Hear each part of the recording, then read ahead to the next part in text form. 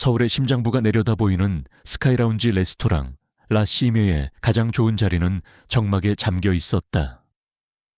통유리 너머로 도시의 불빛이 별처럼 쏟아졌지만 강서연의 텅 빈 눈에는 그 어떤 감흥도 담기지 않았다. 완벽하게 세팅된 테이블 위, 하얀 장미 꽃다발과 정성스럽게 포장된 선물이 그녀의 10번째 결혼기념일을 축하하고 있었다. 모든 것이 완벽했지만 가장 중요한 단 한 사람이 부재했다.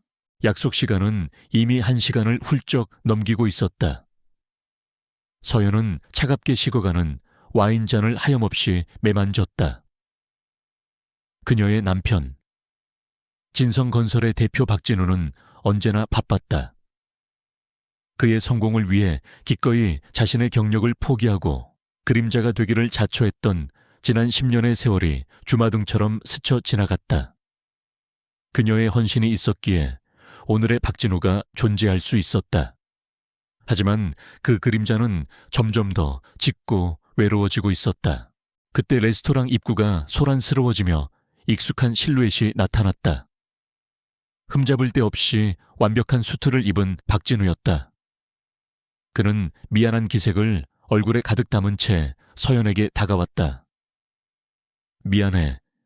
서연아, 중요한 바이어와의 미팅이 길어져서. 정말 미안해.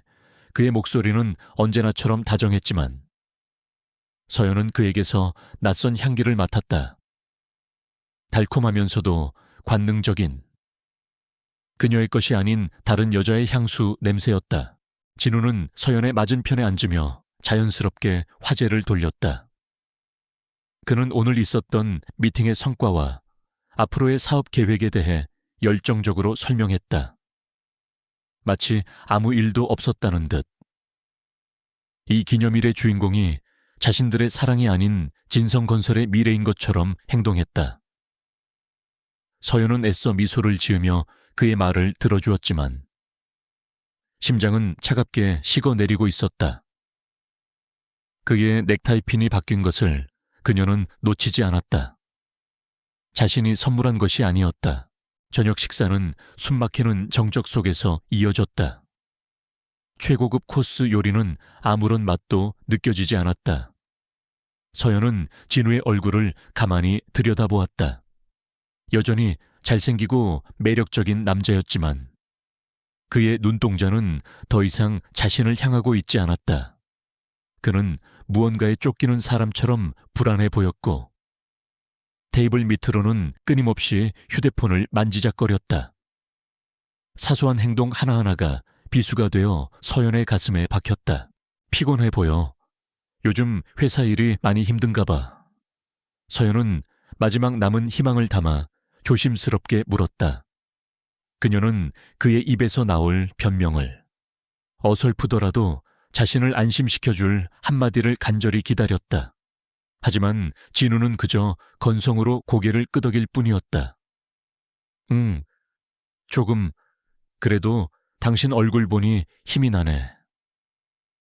그의 입술이 그려내는 미소는 너무나도 공허해서 오히려 잔인하게 느껴졌다. 집으로 돌아오는 차 안.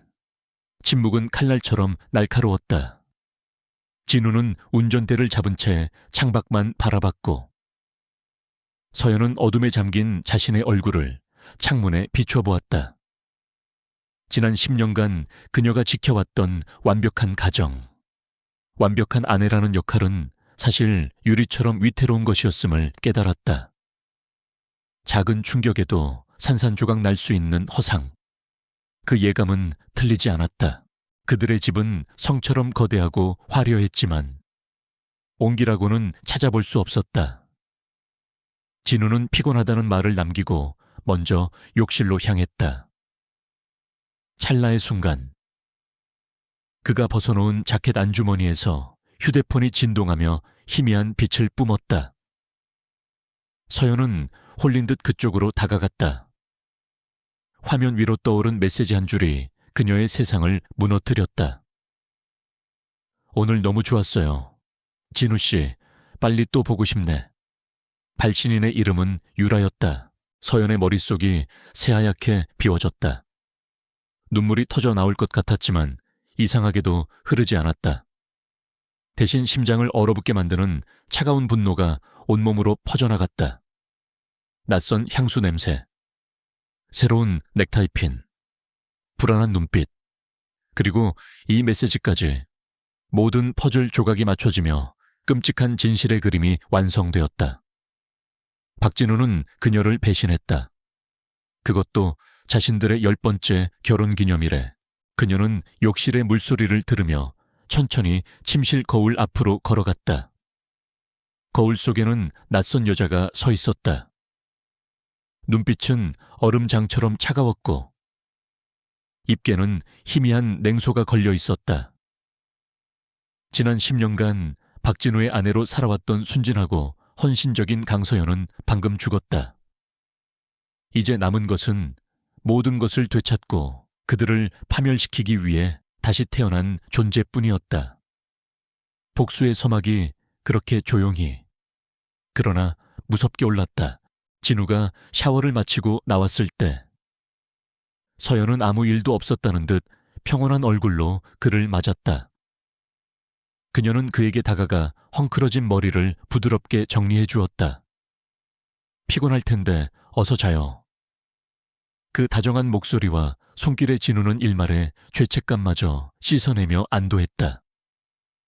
그는 자신의 아내가 얼마나 무서운 결심을 가슴에 품었는지 전혀 눈치채지 못한 채 잠자리에 들었다. 서연은 잠든 진우의 얼굴을 가만히 내려다보았다. 한때 세상의 전부였던 얼굴이 이제는 혐오스러운 가면처럼 보였다. 그녀는 조용히 서재로 향했다. 그리고 10년 만에 처음으로 자신의 이름으로 된 노트북을 열었다. 화면 불빛이 그녀의 차가운 얼굴을 비췄다. 그녀의 손가락이 키보드 위에서 빠르고 정확하게 움직이기 시작했다. 그녀는 박진우와 진성건설의 모든 것을 꿰뚫고 있었다. 그의 가장 큰 성공 요인이자 이제는 가장 치명적인 약점이 될 여자, 바로 강서연이었으니까. 밤이 깊어질수록 서연의 계획은 더욱 정교하고 치밀해졌다. 그녀는 더 이상 슬픔에 잠긴 피해자가 아니었다. 심판을 내릴 집행자였다. 그녀의 머릿속에는 오직 한 가지 생각뿐이었다. 상간녀와 행복했나요? 당신들이 가진 모든 것을 남김없이 빼앗아 줄게. 아주 천천히, 그리고 고통스럽게. 도시의 불빛이 그녀의 결심을 아는 듯 창밖에서 서늘하게 빛나고 있었다. 다음 날 아침, 강서연은 어제와 조금도 다르지 않은 모습으로 주방에 섰다. 그녀는 박진우가 가장 좋아하는 북엇국을 정성스럽게 끓이고 그가 입을 와이셔츠를 완벽하게 다렸다. 어젯밤의 지옥 같은 시간은 마치 꿈이었던 것처럼 그녀의 얼굴에는 어떤 균열도 보이지 않았다. 진우는 그런 서연의 모습에 안도하며 어젯밤의 불안감을 완전히 떨쳐냈다. 역시 자신의 아내는 아무것도 모른다고. 그저 순진한 여자일 뿐이라고 그는 확신했다. 진우는 아침 식사를 하며 어제와 마찬가지로 회사의 중요한 프로젝트에 대해 떠들었다.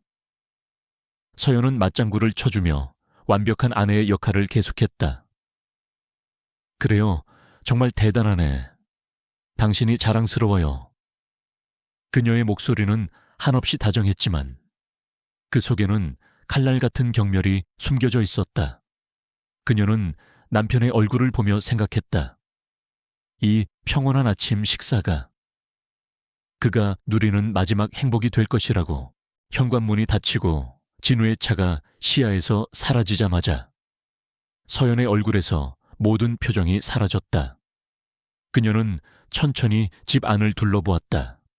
모든 가구, 모든 장식품이 그녀의 피와 눈물로 이룩한 것들이었다. 하지만 이제 이곳은 더 이상 그녀의 집이 아니었다. 되찾아야 할 적의 영토이자 전쟁터였다. 슬픔은 사치였다. 눈물을 흘릴 시간에 그녀는 칼을 갈아야 했다. 서연은 곧장 집안 깊숙한 곳에 있는 서재로 향했다. 결혼 후 한 번도 제대로 들여다보지 않았던 돌아가신 아버지의 유품이 보관된 방이었다. 묵직한 마호가니 책상 서랍을 열자 낡은 명함집이 나왔다. 수많은 이름들 사이에서 그녀는 망설임 없이 단 하나의 명함을 찾아냈다. 변호사 조민혁, 아버지의 가장 충직한 법률 고문이자 강철 같은 비밀 유지 능력으로 정평이 난 인물이었다. 그녀는 떨림 없는 손길로 명함에 적힌 번호로 전화를 걸었다. 수화기 너머로 중후한 목소리가 들려왔다. 서연은 자신의 신분을 밝히고 조민혁에게 긴급한 상담을 요청했다. 그녀의 차분하고 단호한 목소리에 조민혁은 잠시 침묵했지만 이내 약속 장소와 시간을 정해주었다. 그는 아마도 상속 문제일 것이라 짐작했겠지만 곧 자신이 거대한 전쟁의 중심에 서게 될 것이라는 사실은 알지 못했다. 약속 장소는 화려한 법무법인 빌딩이 아닌 낡고 고풍스러운 서점이 딸린 조민혁의 개인 사무실이었다. 그는 서연을 보자마자 그녀의 눈빛에서 아버지 강 회장의 모습을 읽었다. 조용하지만 결코 부러지지 않을 강인함. 서연은 자리에 앉자마자 어떤 감정의 동요도 없이 어젯밤 있었던 일과 자신의 결심을 털어놓았다. 그녀는 눈물을 흘리며 동정을 구하는 대신 명확한 목표를 제시했다. 저는 단순한 이혼을 원하는 게 아닙니다. 변호사님, 저는 박진우와 진성건설을 무너뜨리고 싶습니다. 그가 제게서 빼앗아간 모든 것을, 아니 그 이상을 되찾을 겁니다. 서연의 말에 조민혁의 눈이 날카롭게 빛났다. 그는 이 어린 여인이 보통의 복수심에 불타는 아내가 아님을 직감했다. 이것은 철저하게 계산된 전쟁 선포였다. 조민혁은 잠시 생각에 잠긴 후 입을 열었다. 박 대표는 만만한 상대가 아닙니다. 정재기에 걸쳐 막강한 인맥을 가지고 있고 법망을 교묘하게 빠져나가는데 능한 인물입니다. 그는 현실의 벽을 먼저 제시했다. 하지만 서연은 조금도 흔들리지 않았다. 그 거미줄을 만든 것이 누구라고 생각하세요? 박진우의 성공 뒤에는 항상 제가 있었습니다. 그의 가장 강력한 무기이자 이제는 가장 치명적인 약점이 바로 저예요. 그녀의 확신에 찬 대답에 조민혁은 마침내 결심을 굳혔다. 그는 돌아가신 강 회장에게 진 빚을 그의 딸을 도와 갚기로 마음먹었다. 알겠습니다. 아가씨, 이 조민혁, 아가씨의 칼이 되어 드리겠습니다. 이제부터 뭘 하면 되겠습니까? 그의 말에 서연은 처음으로 희미한 미소를 지었다. 복수를 위한 첫 번째 아군을 얻은 순간이었다. 그들의 첫 번째 전략회의는 즉시 시작되었다. 서연은 마치 오랫동안 준비해온 사람처럼 체계적으로 계획을 설명했다. 첫째, 박진우와 상간녀 한유라의 관계에 대한 완벽하고 반박 불가능한 증거를 수집해야 했다. 조민혁은 국내 최고의 흥신소를 연결해 주기로 약속했다. 둘째, 박진우의 모든 자산을 파악하고 동결시킬 준비를 해야 했다. 서연은 진성건설의 재무 구조와 박진우가 숨겨둔 비자금의 흐름까지 꿰고 있었다. 마지막으로 적에 대한 분석이었다. 한유라라는 여자에 대해 모든 것을 알아내야 합니다. 그녀가 누군지, 뭘 원하는지, 그리고 가장 큰 약점이 무엇인지를요. 서연은 그 여자가 단순한 불륜 상대가 아님을 직감하고 있었다. 더 큰 야망을 품고 박진우에게 접근한 뱀 같은 존재일 것이 분명했다. 조민혁은 그녀의 통찰력에 다시 한번 감탄하며 고개를 끄덕였다. 사무실을 나서는 서연의 발걸음은 더 이상 흔들리지 않았다. 그녀는 다시 성처럼 느껴지는 집으로 돌아왔다. 거실 벽에 걸린 진우와의 행복한 시절이 담긴 웨딩 사진이 눈에 들어왔다. 예전 같았으면 가슴이 미어졌을 그 사진을 그녀는 이제 아무런 감정 없이 바라볼 수 있었다. 그것은 더 이상 추억이 아니었다. 반드시 파괴해야 할 과거의 상징일 뿐이었다. 그녀의 전쟁은 이제 막 시작되었다. 며칠 후 조민혁 변호사가 보낸 사람이 서연에게 두툼한 서류 봉투를 건넸다. 약속대로 국내 최고라 불리는 흥신소의 첫 번째 보고서였다. 서연은 서재에 굳게 닫힌 문 안에서 떨리는 마음을 애써 진정시키며 봉투를 열었다. 그 안에는 그녀가 애써 외면하고 싶었던 진실이 적나라하게 담겨 있었다. 수십 장의 사진들이 테이블 위로 쏟아졌다. 사진 속 박진우와 한유라는 세상에서 가장 행복한 연인처럼 보였다. 최고급 레스토랑에서 다정하게 와인을 마시고 명품관에서 쇼핑을 즐기며 아무도 없는 주차장에서 은밀하게 키스를 나누는 모습까지 모든 사진은 서연의 심장을 도려내는 칼날과 같았다.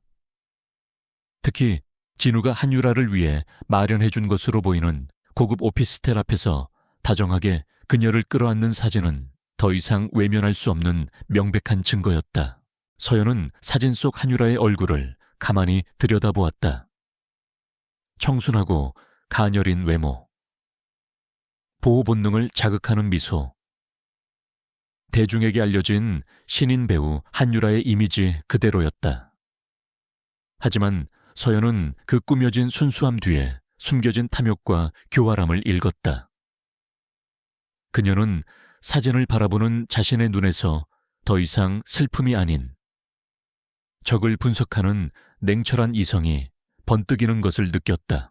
사진과 함께 첨부된 조사보고서는 그녀의 직감이 틀리지 않았음을 증명했다. 한유라, 본명 한미영, 가난한 지방 소도시 출신으로 배우의 꿈을 안고 서울에 상경했지만 긴 무명 시절을 거쳤다. 그녀의 과거는 깨끗하지 않았다.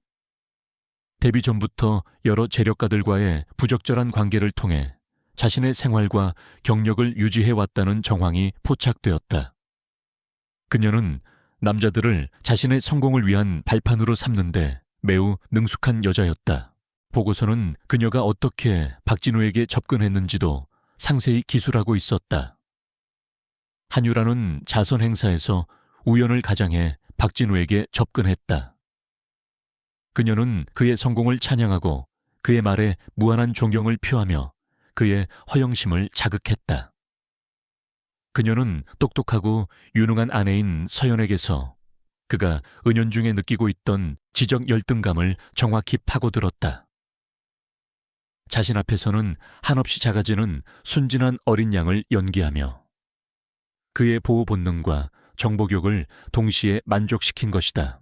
박진우는 완벽하게 그녀의 덫에 걸려들었다. 그는 한율에게 값비싼 선물과 고급 오피스텔을 제공하며 자신의 재력을 과시했고 그녀는 그것을 당연하게 받아 누렸다. 하지만 그녀가 원하는 것은 단순히 명품 가방이나 안락한 생활이 아니었다. 조사보고서의 마지막 부분은 서연을 진정으로 경악하게 만들었다. 한유라가 진성건설의 경쟁사인 태강그룹의 후계자. 이태민과 비밀리에 여러 차례 접촉한 사실이 드러난 것이다. 순간 서연의 머릿속에서 모든 것이 하나로 맞춰졌다. 최근 박진우가 이해할 수 없는 사업적 결정을 내렸던 것들. 갑자기 수익성이 높은 알짜배기 자회사를 매각하려 하거나 무리하게 신규 사업에 투자를 감행하려 했던 행동들. 그 모든 것의 배후에 한유라의 입김이 작용했음을 깨달았다. 그녀는 단순한 상간녀가 아니었다. 진성건설을 내부에서부터 무너뜨리기 위해 계획적으로 접근한 산업 스파이. 혹은 그 이상의 존재였다. 박진우는 사랑에 눈이 먼 채 자신이 평생을 바쳐 이룩한 왕국을 제 손으로 적에게 넘기려 하고 있었다. 서연은 참담함을 느꼈다. 남편에 대한 배신감보다. 그녀가 함께 피땀 흘려 지켜온 진성건설이 저런 어리석은 남자와 교활한 여자에 의해 농락당하고 있다는 사실에 참을 수 없는 분노가 치밀었다. 이제 이 싸움은 더 이상 치적 문제가 아니었다. 그녀의 인생과 자부심, 그리고 아버지로부터 물려받은 유산을 지키기 위한 전쟁이었다. 서연은 보고서를 조용히 서류 봉투에 다시 집어넣었다. 그녀의 눈빛은 이전보다 훨씬 더 차갑고 단단해져 있었다. 그녀는 곧바로 조민혁 변호사에게 전화를 걸었다. 그녀의 목소리는 강철처럼 차갑고 흔들림이 없었다. 변호사님, 계획을 변경해야겠습니다. 이건 단순한 불륜 사건이 아닙니다. 진성건설을 지키기 위한 전쟁입니다.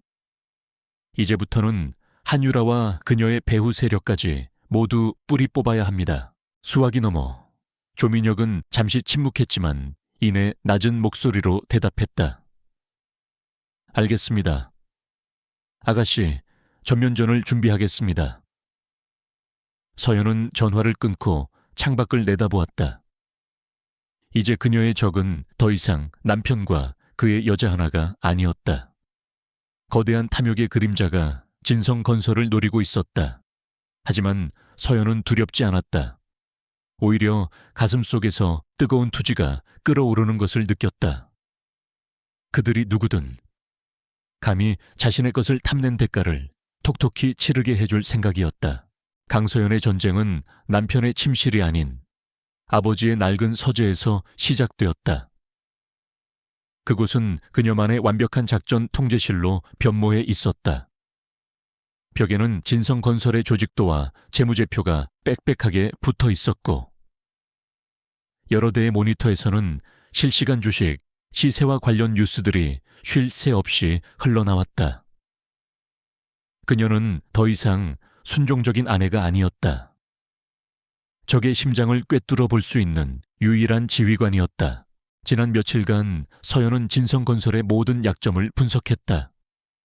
과거 자신이 박진우에게 수없이 경고했던 방만하게 운영되는 자회사들, 과도한 부채로 유지되는 프로젝트들, 그리고 비윤리적인 방식으로 체결된 계약들까지. 박진우는 그녀의 조언을 언제나 무시했다. 자신의 성공이 오로지 자신의 능력 덕분이라 믿었기 때문이다. 이제 그 오만함이 그의 발목을 잡을 덫이 될 것이었다. 서연은 첫 번째 공격 목표를 신중하게 골랐다. 겉보기에는 견실했지만 내부적으로는 가장 취약한 고리를 가진 자회사, 이 진성 머티리얼즈였다. 이 회사는 단 하나의 해외 공급업체와의 독점 계약에 전적으로 의존하고 있었다. 서연은 그 계약이 박진우의 비자금과 연관되어 있으며 절차상 허점이 많다는 사실을 정확히 알고 있었다. 작전은 유령처럼 시작되었다. 서연은 조민혁 변호사가 만들어준 여러 개의 유령 회사와 해외 계좌를 통해 자신의 신분을 완벽하게 숨겼다. 그녀는 금융시장에 보이지 않는 시밭이 되어 움직였다. 첫 번째 단계는 진성 머티리얼즈의 생명줄인 공급망을 흔드는 것이었다. 그녀는 익명의 제보자로서 해당 해외 공급업체의 세금 탈루 및 환경규제 위반에 대한 증거 자료를 현지 규제 당국에 은밀하게 전달했다. 결과는 즉각적이었다. 해당 공급업체는 불시에 세무조사와 환경감사를 받게 되었고 진성 머티리얼즈로 향하던 모든 선적이 일시적으로 중단되었다. 예상치 못한 공급망의 마비는 회사에 즉각적인 타격을 주었다. 자재 수급이 막히자 진성건설이 진행하던 여러 건설 현장의 공사 일정에도 차질이 생기기 시작했다. 동시에 두 번째 공격이 이루어졌다. 서연은 익명의 아이디를 이용해 여러 금융정보 커뮤니티와 주식 관련 포럼에 진성 머티리얼즈의 불안정성에 대한 루머를 퍼뜨렸다. 핵심 공급업체와의 계약에 심각한 문제가 생겼다. 숨겨진 부실이 곧 터질 것이다와 같은 내용은 구체적이면서도 교묘해서 투자자들의 불안 심리를 자극하기에 충분했다. 공급망 문제와 악성 루머가 퍼지자 진성 머티리얼즈의 주가는 걷잡을 수 없이 흔들리기 시작했다. 바로 그 순간 서현은 유령 회사를 통해 대량의 공매도 주문을 체결했다. 그녀의 외과수술처럼 정교한 공격에 주가는 급락했고 시장에는 작은 공황 상태가 조성되었다. 제국의 경고해 보이던 벽에 첫 번째 균열이 선명하게 새겨졌다. 그 시각 박진우는 한유라와 함께 강남의 한 고급 레스토랑에서 여유롭게 점심을 즐기고 있었다. 다급한 재무이사의 전화를 받았을 때도 그는 대수롭지 않게 여겼다. 주가가 좀 빠졌다고. 요즘 시장 변동성이 원래 심하잖아. 경쟁사 놈들이 장난치는 거겠지. 금방 회복될 테니 걱정 말고. 자사주나 좀 매입해서 방어해. 그의 목소리에는 일말의 위기감도 없었다. 한유라는 옆에서 그의 말을 들으며 교활한 미소를 지었다. 그녀는 이 상황을 이용해 박진우를 더욱 교묘하게 조종했다. 분명 태강그룹 짓일 거예요. 요즘 진우 씨를 가장 견제하는 곳이잖아요. 정말 비열한 사람들이네. 그녀는 박진우의 의심을 엉뚱한 곳으로 돌리며 진짜 적의 존재는 상상조차 하지 못하게 만들었다. 박진우는 그녀의 말에 고개를 끄덕이며 자신의 생각이 맞았다고 확신했다. 서재의 모니터 너머로 이 모든 상황을 지켜보던 서연의 입가에 차가운 미소가 번졌다. 박진우의 뻔한 대응은 이미 그녀의 계산 안에 있었다. 이번 공격의 목표는 회사를 당장 무너뜨리는 것이 아니었다. 그의 방어 체계를 시험하고 그의 오만함을 재확인하며 이사회와 투자자들 사이에 불안의 씨앗을 심는 것이었다. 그녀는 자신의 제국에 피를 흘리게 할 수 있다는 사실을 증명해 보였다.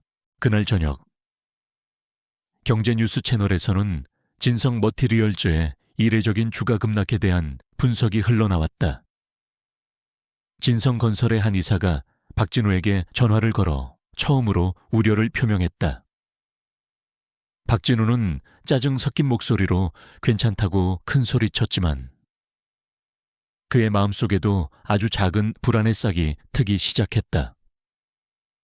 서연은 뉴스 화면을 차갑게 응시하며 마시던 차를 내려놓았다. 그녀는 컴퓨터 화면에 새로 띄운 2단계 작전이라는 이름의 파일로 시선을 옮겼다. 첫 번째 균열은 성공적으로 만들어졌다. 이제 그 틈을 벌려 제국을 완전히 무너뜨릴 차례였다. 진성 머티리얼즈에 가해진 첫 번째 공격은 성공적이었지만 서연은 이것이 시작에 불과함을 알고 있었다. 금융시장을 흔드는 것만으로는 박진우라는 거대한 성을 무너뜨릴 수 없었다. 성벽을 내부에서부터 허물기 위해서는 그의 비리와 부패를 증언해줄 사람들이 필요했다. 복수는 혼자만의 힘으로 완성할 수 있는 것이 아니었다. 그녀에게는 어둠 속에서 기꺼이 그녀의 손을 잡아줄 동맹이 필요했다. 조민혁 변호사의 사무실에서 서연은 자신이 수년간 마음에 담아두었던 한 인물의 이름을 꺼냈다. 김동현 전무님을 만나야겠습니다. 그 이름에 조민혁의 표정이 굳어졌다. 김동현은 3년 전까지 진성건설의 재무를 총괄하던 유능한 ECFO였다. 그는 강직한 성품으로 유명했지만 어느 날 갑자기 경영상의 과실이라는 애매한 이유로 해임되었다. 하지만 서연은 진짜 이유를 알고 있었다. 그가 박진우의 비자금 내역을 발견하고 협조를 거부했기 때문이었다. 김동현을 찾는 것은 어렵지 않았다. 그는 모든 것을 잃고 낙향하여 작은 도시에서 은둔하며 살고 있었다. 서연은 변호사를 대동하는 대신 홀로 그를 찾아갔다. 약속 장소는 허름한 찻집이었다. 세월의 풍파를 정통으로 맞은 듯 늙어버린 김동현은 경계심 가득한 눈으로 서연을 맞았다. 그는 진성건설과 관련된 그 어떤 이야기도 하고 싶지 않다며 차갑게 선을 그었다. 서연은 그를 다그치지 않았다. 대신 진성 머티리얼즈의 주가 폭락에 대한 기사가 실린 신문을 그의 앞에 조용히 밀어놓았다. 이건 제가 한 일입니다. 그녀의 차분한 한마디에 김동현의 눈이 흔들렸다. 서연은 이어서 말했다. 이건 시작에 불과해요. 저는 박진우 사장의 모든 것을 무너뜨릴 겁니다.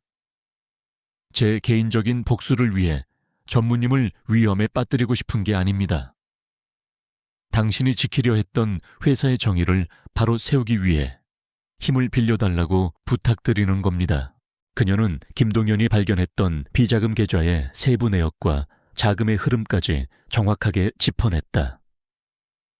그것은 박진우와 서연, 그리고 김동현 자신만이 알 수 있는 정보였다.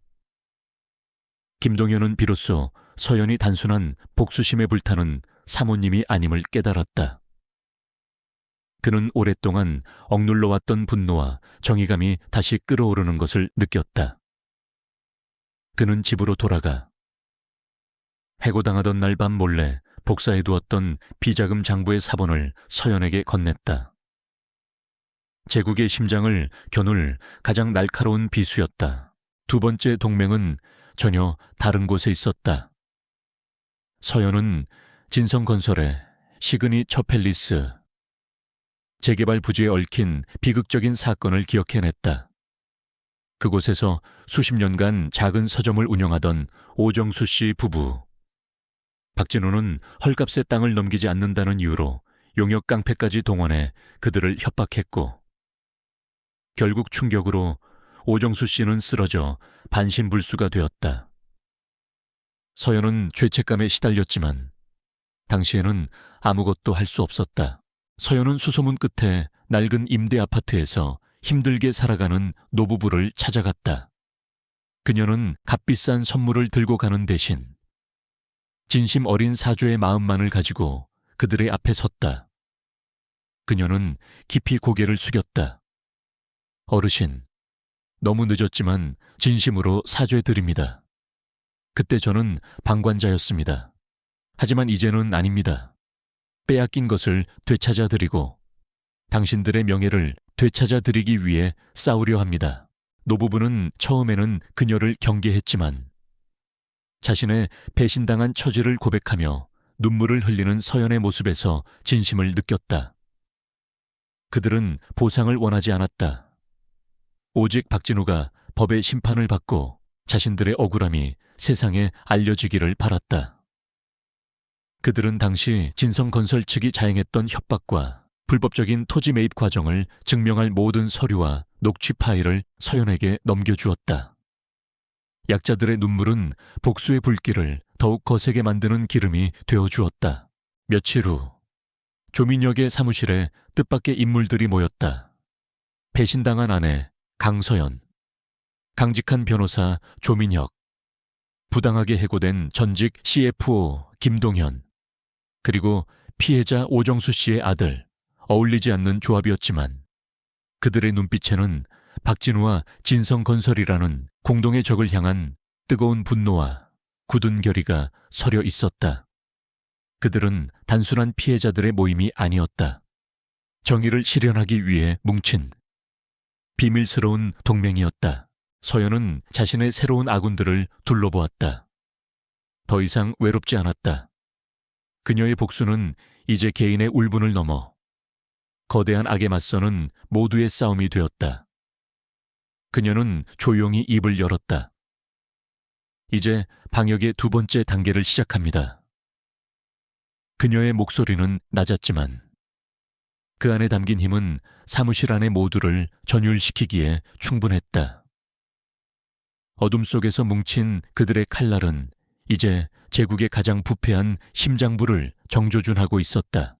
박진우는 자신의 사무실 의자에 깊숙이 몸을 묻은 채 한유라와 달콤한 통화를 나누고 있었다. 진성 머티리얼즈의 주가는 막대한 자금을 투입한 끝에 겨우 안정세로 돌아섰다. 그는 일시적인 소란을 잠재운 위대한 승리자처럼 의기양양했다. 걱정 마. 유라야, 이 박진우가 누군데 고작 이 정도로 흔들릴 제국이 아니야. 그의 목소리에는 세상을 다 가진 듯한 오만함이 가득했다. 바로 그 순간 비서의 만류에도 불구하고 말끔한 정장을 입은 남자가 그의 사무실로 성큼성큼 들어왔다.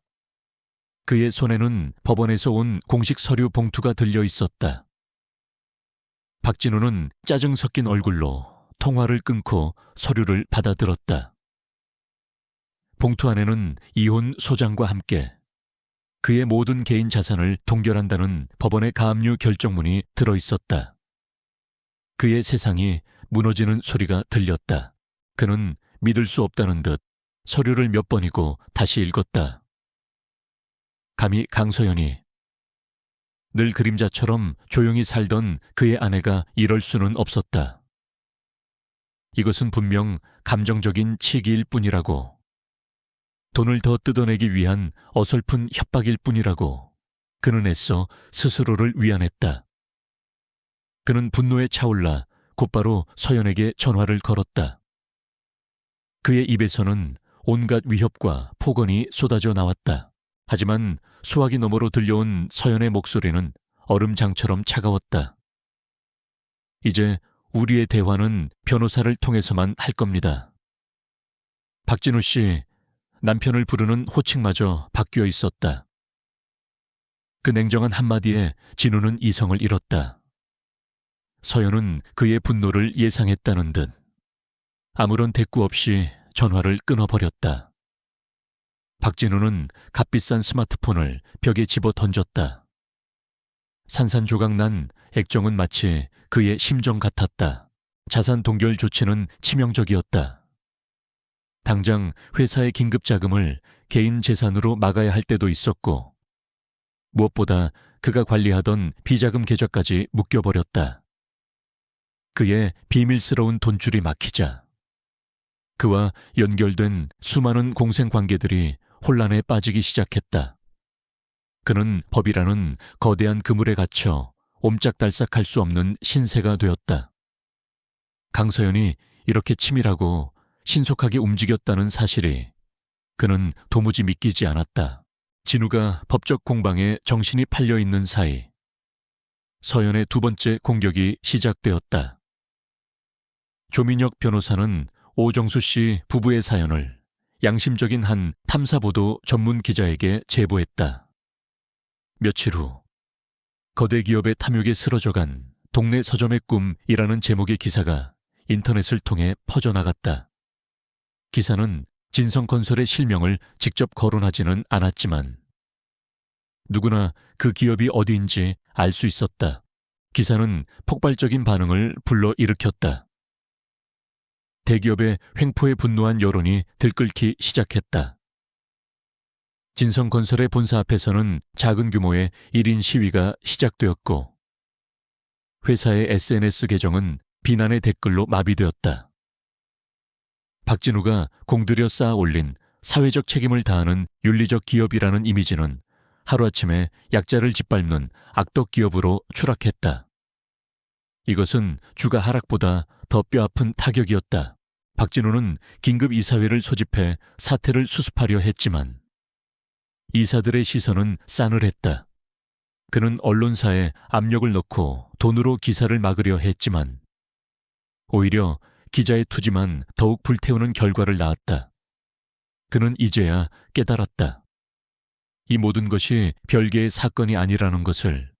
진성 머티리얼즈에 대한 공격과 이혼 소송, 그리고 이 언론 보도까지 모든 것이 강서연이라는 하나의 중심을 향하고 있었다. 그는 당장 한율에게 달려갔다. 패닉에 빠진 그는 그녀에게서 위안을 얻고 싶었다. 한유라는 그의 분노를 교묘하게 이용했다. 그녀는 눈물을 글썽이며 말했다. 그 여자, 보통이 아니네요. 진우 씨를 망가뜨리려고 작정을 한 거야. 너무 무서워요. 그녀는 모든 책임을 서연에게 돌리며 자신은 그저 피해자인 척 연기했다. 그리고 그 말은 박진우의 분노에 기름을 부었다. 그날 밤 박진우는 아무도 없는 거대한 사무실에 홀로 남았다.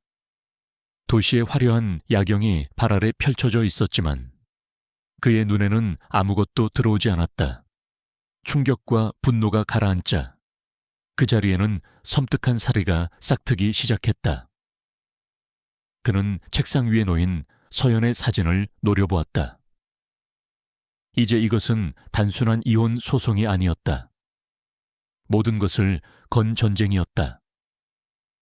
그는 주저없이 휴대폰을 들어 어둠의 세계에 몸담고 있는 인물에게 전화를 걸었다.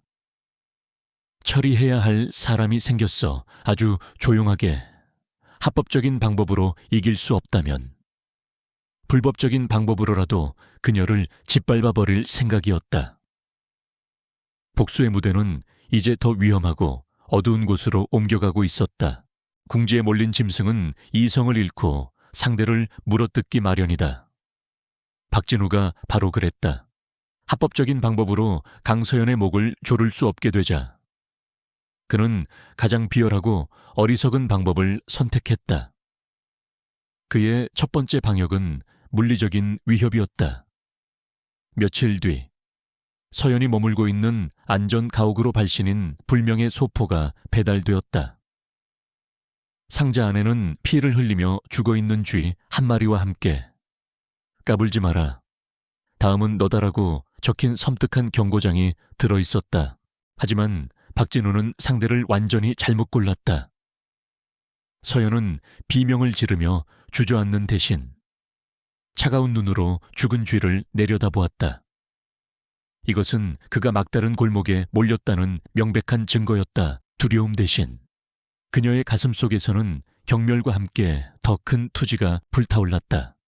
그녀는 즉시 조민혁 변호사에게 연락해 보안 인력을 충원하고 이 모든 협박의 증거를 꼼꼼하게 수집했다.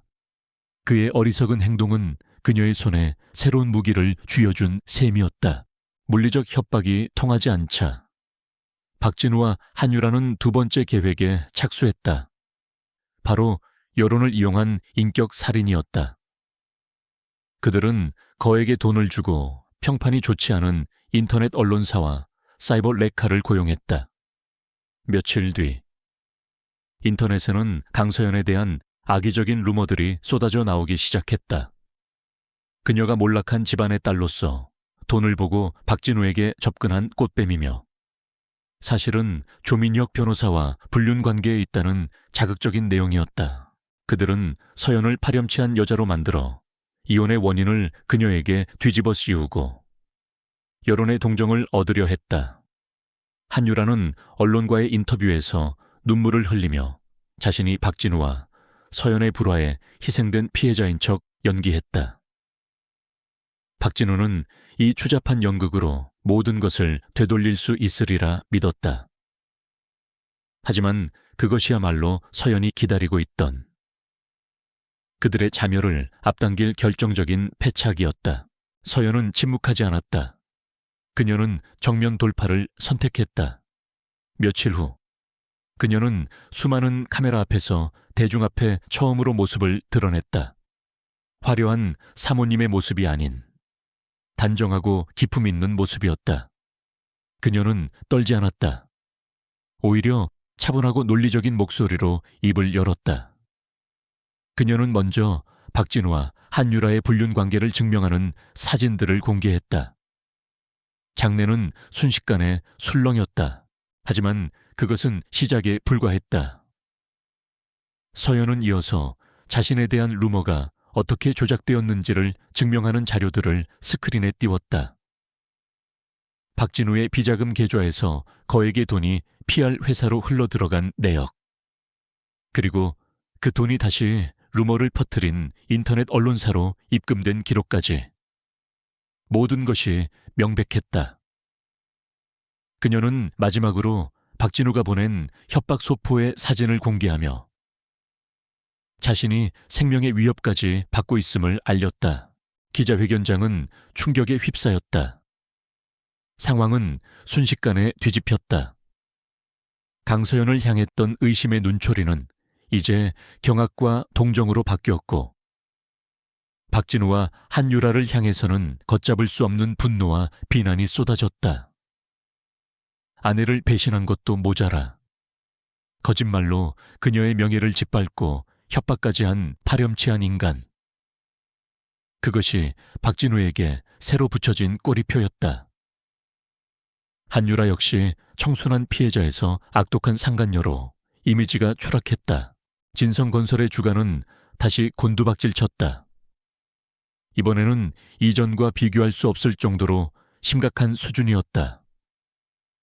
오너의 도덕적 해이는 기업의 존립 자체를 위협하는 최악의 리스크였다. 이 사회는 더 이상 박진우를 감싸줄 수 없었다.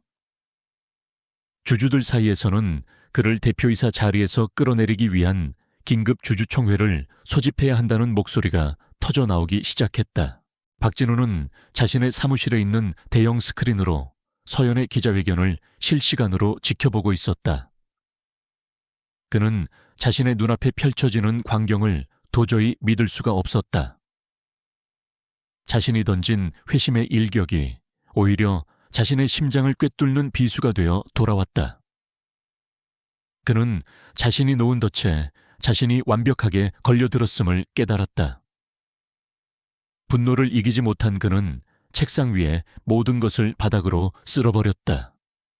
왕국을 잃고 이성까지 잃어버린 폭군의 모습이었다.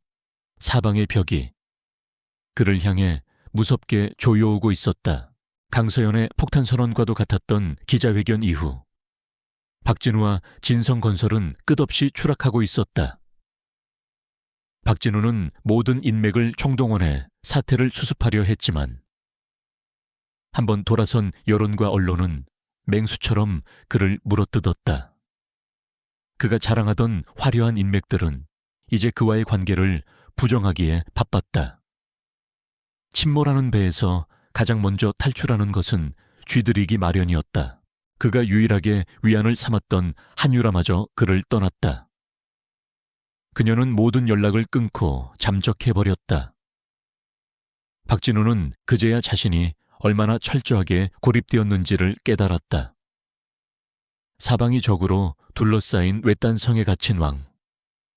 그는 필사적으로 발버둥 쳤지만 이미 발밑의 땅은 꺼지고 있었다. 서연은 이 모든 상황을 멀리서 조용히 지켜보고 있었다. 이제 마지막 결정타를 날릴 시간이었다. 서연은 조민혁 변호사를 통해 마지막 카드를 꺼내 들었다. 그것은 바로 김동현 전무가 목숨을 걸고 지켜냈던 진성건설의 비밀 장부 원본이었다. 이것은 단순한 불륜이나 명예훼손과는 차원이 다른 기업의 존립을 뒤흔들 수 있는 핵폭탄이었다. 그녀는 이 자료를 언론에 흘리는 대신 곧바로 금융감독원과 대검찰청 특수부에 정식으로 제출했다. 법의 이름으로 가장 확실한 심판을 내리기 위함이었다. 장부의 내용은 상상을 초월했다. 수천억 원대에 이르는 막대한 규모의 비자금 조성 내역, 건설 수주를 위해 정관계 인사들에게 뿌려진 뇌물의 상세한 기록, 그리고 유령 회사를 통해 빼돌린 회삿돈이 박진우와 한유라의 호화로운 생활비로 흘러들어간 증거까지. 그것은 박진우가 쌓아 올린 제국이 얼마나 부패한 사상 누각이었는지를 증명하는 완벽한 범죄의 기록이었다. 검찰의 움직임은 신속하고 거침없었다. 증거를 확보한 바로 다음 날, 수십 명의 수사관들이 진성건설 본사를 덮쳤다. 압수수색 영장을 든 수사관들이 회장실로 들이닥치는 장면은 모든 방송사를 통해 생중계되었다. 직원들은 충격과 공포에 휩싸였고 로비는 기자들의 플래시 세례로 아수라장이 되었다. 박진우가 평생을 바쳐 쌓아 올린 그의 성이 대중 앞에서 처참하게 유린당하는 순간이었다. 박진우는 필사적으로 저항했다. 그는 변호사를 부르며 고함을 쳤지만 수사관이 그의 눈앞에 비밀 장부의 사본을 펼쳐 보였을 때 모든 것을 포기했다. 그가 애써 외면했던 과거의 범죄들이 활자로 박혀 그의 숨통을 조여왔다. 그의 얼굴에서 핏기가 사라졌다. 결국 그는 자신의 왕국에서 모든 직원이 지켜보는 가운데 차가운 수갑을 차고 끌려나갔다. 오만했던 제왕의 가장 비참하고 굴욕적인 퇴장이었다. 한편 박진우의 체포 소식을 뉴스로 접한 한유라는 살아남기 위해 마지막 발악을 했다. 그녀는 즉시 변호사를 통해 검찰에 자진 출두 의사를 밝혔다. 그녀는 자신 역시 박진우에게 이용당한 피해자라고 주장하며 그의 모든 범죄 사실을 털어놓는 대가로 선처를 요구했다. 그녀는 박진우가 은밀하게 털어놓았던 모든 비밀들을 제 살 길을 위해 팔아넘겼다. 그것이 그가 그토록 사랑했던 여자의 민낯이었다. 같은 시각 서연은 조용한 방 안에서 TV 화면을 통해 박진우가 체포되는 모습을 묵묵히 지켜보고 있었다. 그녀의 얼굴에는 기쁨도 통쾌함도 그 어떤 감정도 떠오르지 않았다. 오직 길고 길었던 전쟁이 끝났다는 고요한 적막감만이 그녀를 감쌌다. 그녀는 조용히 TV를 껐다. 화면이 꺼지자 방 안에는 완벽한 침묵이 내려앉았다. 그녀는 모든 것을 빼앗았다. 그리고 이제 폐허가 된 왕국이 홀로 남았다. 복수의 끝은 이토록 공허한 것이었다. 박진우의 구속 이후 진성건설은 선장 일은 난파선처럼 표류하고 있었다. 주가는 휴지 조각이 되었고 수많은 계약이 파기되었으며 협력업체들은 등을 돌렸다. 회사는 창사 이래 최악의 위기에 봉착했다. 이 거대한 혼란의 중심에서 마침내 운명의 날이 밝았다. 회사의 명운을 결정할 임시 주주총회가 열리는 날이었다. 총회장은 폭풍전야처럼 팽팽한 긴장감에 휩싸여 있었다.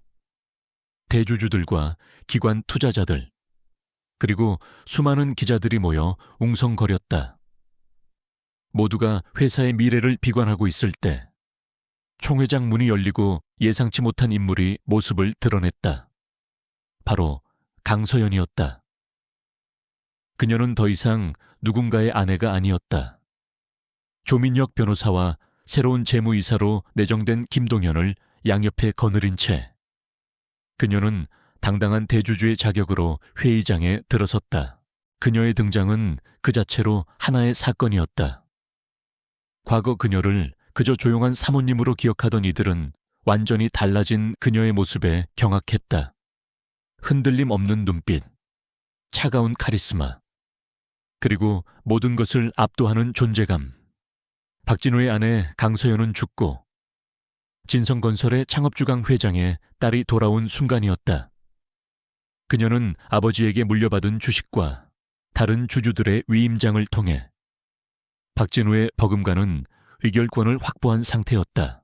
박진우의 측근이었던 임시의장이 단상에 올라 사태를 수습하기 위한 미봉책을 늘어놓기 시작했다. 그는 박진우의 범죄를 개인의 일탈로 축소하며 어떻게든 현 경영체제를 유지하려 애썼다. 하지만 분노한 주주들의 고성과 질문이 쏟아지며 회의장은 순식간에 아수라장이 되었다. 바로 그때 서연이 발언권을 요청했다. 모든 소음이 거짓말처럼 멎고 모든 시선이 단상으로 향하는 그녀에게 쏠렸다. 서연의 연설은 감정적이지 않았다. 그녀의 목소리는 차분했지만 모든 단어에 칼날 같은 힘이 실려 있었다. 그녀는 먼저 전임 회장의 도덕적, 법적 파탄이 어떻게 회사를 위기로 몰아넣었는지를 냉철하게 지적했다. 그리고 스크린 위에 김동현이 정리한 비자금의 흐름과 회삿돈 유용 내역을 그래프로 띄웠다. 주주들의 돈이 어떻게 박진우 개인의 탐욕을 채우는 데 쓰였는지가 적나라하게 드러나자 장내에서는 탄식이 터져 나왔다. 그녀는 절망을 이야기하는 데서 그치지 않았다. 곧바로 회사를 살리기 위한 구체적이고 현실적인 비전을 제시했다. 부실 자회사 정리, 투명한 경영 구조 확립, 그리고 김동현과 같은 정직한 인재를 중심으로 한 경영진 전면 개편. 그녀의 계획은 철저하고 논리적이었으며 회사의 본질적인 문제를 정확히 꿰뚫고 있었다. 그것은 복수심에 불타는 아내가 아닌 위기에 빠진 거대 기업을 구할 준비된 리더의 목소리였다. 마지막으로 그녀는 단호한 목소리로 안건을 상정했다. 이에 본 주주는 박진우 씨를 진성건설의 모든 직위에서 영구히 해임하고 현 이사진을 전원 해임하며 새로운 이사회를 구성할 것을 정식으로 제안합니다. 그리고 그녀는 김동현을 새로운 대표이사로, 자신은 이사회의 의장으로서 경영을 감시하고 정상화시키는 역할을 맡겠다고 선언했다. 권력을 탐하는 것이 아닌 회사를 바로 세우겠다는 그녀의 진심에 주주들의 마음이 움직이기 시작했다. 박진우의 측근들이 필사적으로 반대했지만 대세는 이미 기울었다. 이어진 투표에서 서연의 안건은 압도적인 찬성으로 가결되었다. 박진우 시대의 종말과 강서연 시대의 서막을 알리는 의사봉 소리가 총회장에 울려 퍼졌다. 부패했던 낡은 왕좌는 무너졌고 그 자리에 새로운 주인이 나타난 것이다. 같은 시각 법정 피고인석에 앉아있던 박진우는 초췌한 몰골로 재판을 기다리고 있었다. 법정 휴게실 TV에서 흘러나오는 임시 주주총회 소식, 단상 위에서 좌중을 압도하는 서연의 모습을 본 순간 그는 모든 것을 잃었음을 비로소 실감했다. 아내, 회사, 명예, 그리고 자유까지. 증인석에는 그가 사랑한다 믿었던 한유라가 나와 그의 죄를 고발하고 있었다. 완벽한 파멸이었다. 주주총회가 끝난 뒤 서연은 텅 빈 회장실에 들어섰다. 얼마 전까지만 해도 박진우가 앉아있던 자리였다. 그녀는 거대한 유리창 너머로 도시의 정형을 내려다보았다. 박진우가 탐욕의 눈으로 내려다보던 바로 그 풍경이었다. 하지만 그녀의 눈빛은 달랐다. 승자의 희열이 아닌 이제부터 짊어져야 할 무거운 책임감이 담겨 있었다. 피해 복수는 끝났다. 이제는 폐허 위에서 새로운 제국을 건설해야 할 시간이었다. 몇 달 후 세상의 모든 이목이 집중된 법정에서 마지막 심판이 내려졌다. 박진우는 횡령, 배임, 뇌물공여 등 수많은 혐의가 인정되어 징역 15년이라는 중형을 선고받았다.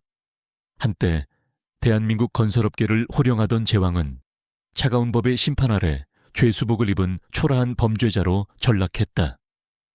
수사에 협조한 한유라는 집행유예를 선고받고 풀려났지만 이미 대중의 외면 속에서 연예계 생명은 끝난 뒤였다.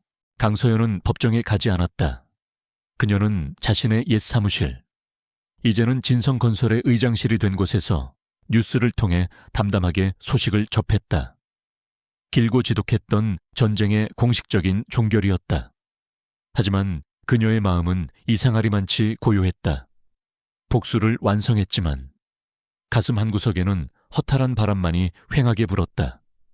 모든 것을 되찾았지만 동시에 모든 것을 잃어버린 기분이었다. 그녀는 한동안 회사 재건에만 몰두했다. 김동현 대표와 함께 밤낮으로 일하며 부패한 시스템을 도려내고 투명한 경영 구조를 세웠다. 그녀의 리더십 아래 진성건설은 기적처럼 안정을 되찾아갔다. 직원들은 그녀를 존경하고 따랐다. 그녀는 모두에게 희망을 주는 존재가 되었지만 정작 자기 자신의 희망은 어디서 찾아야 할지 알 수 없었다. 어느 주말 서연은 오랫동안 찾아뵙지 못했던 부모님의 묘소를 찾았다. 그녀는 차가운 비석 앞에 국화꽃 한 다발을 내려놓고 아무 말 없이 한참을 서 있었다. 아버지, 이제 다 끝났어요. 아버지가 남기신 소중한 회사를 지켜냈습니다.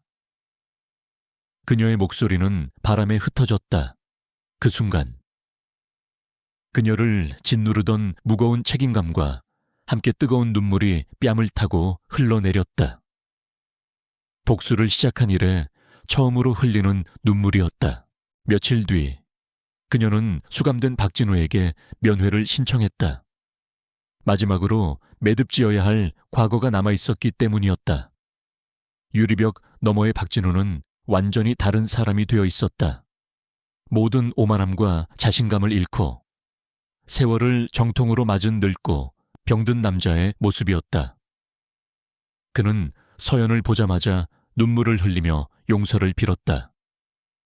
모든 것이 자신의 잘못이었다고, 한 번만 기회를 달라고 애원했다. 서연은 그의 구차한 모습을 조용히 바라보았다. 그녀의 마음속에는 더 이상 증오나 분노가 남아있지 않았다. 당신을 용서하러 온 게 아니에요. 이제 당신은 내게 아무것도 아니라는 말을 해주러 왔어요. 그녀의 목소리는 지독히도 평온했다. 사랑의 반대는 증오가 아니라 무관심이라는 말을 그녀는 비로소 실감했다. 그녀는 그를 자신의 인생에서 완전히 지워버렸다. 그것이 그에게 내리는 가장 완벽하고 잔인한 형벌이었다. 시간이 흘러 진성건설은 과거의 오명을 벗고 대한민국에서 가장 신뢰받는 기업으로 재탄생했다. 서연은 약속대로 오정수 씨 부부에게 정당한 보상을 하고 진심으로 사죄했다. 노부부는 그 돈으로 작은 동네에 예전보다 더 예쁜 서점을 열었고 서연은 그곳에 첫 번째 손님이 되었다. 파괴의 끝에서 그녀는 작은 희망의 씨앗을 심고 있었다. 그리고 마침내 서연은 자신의 자리로 돌아갈 때가 되었음을 깨달았다. 그녀는 이사회 의장직을 내려놓고 회사의 모든 경영을 김동현 대표에게 일임했다. 그녀는 더 이상 복수의 화신도 기업의 수장도 아니었다. 오롯이 강서연이라는 한 사람의 인생을 살고 싶었다. 그녀는 서울의 모든 것을 정리하고 아무도 자신을 알지 못하는 조용한 바닷가 마을로 떠났다. 작은 집의 창가에 앉아 그녀는 10년 만에 처음으로 스케치북을 펼쳤다. 부드러운 연필선이 하얀 종이 위를 스쳐 지나가며 눈앞에 펼쳐진 평화로운 바다의 풍경을 담아내기 시작했다. 거센 폭풍우가 지나간 뒤 마침내 찾아온 고요한 아침, 그녀의 입가에 아주 오랜만에 작고 편안한 미소가 떠올랐다. 그것은 승자의 미소가 아닌 모든 것을 이겨내고 마침내 자유를 찾은 한 인간의 평화로운 미소였다. 그녀의 새로운 인생이 그렇게 조용히 시작되고 있었다.